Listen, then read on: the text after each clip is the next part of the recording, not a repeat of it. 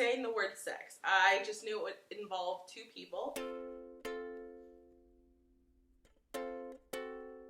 Right after church, the girl that was sitting next to me, she turned to me and she's like, you know what I learned about last night? I was like, what? And she said, sex.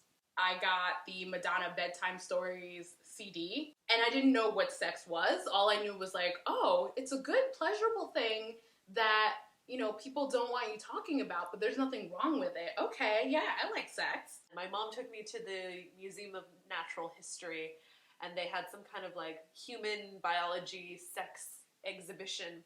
And then at school, anytime we would say like two adults were interested in each other, we would say, oh, they're having sex, they put their butts together. So what I did was I passed a note that said, Giselle is gonna have sex with Mark. But then she said, it's a secret. You can't tell anybody. I'm not supposed to tell you.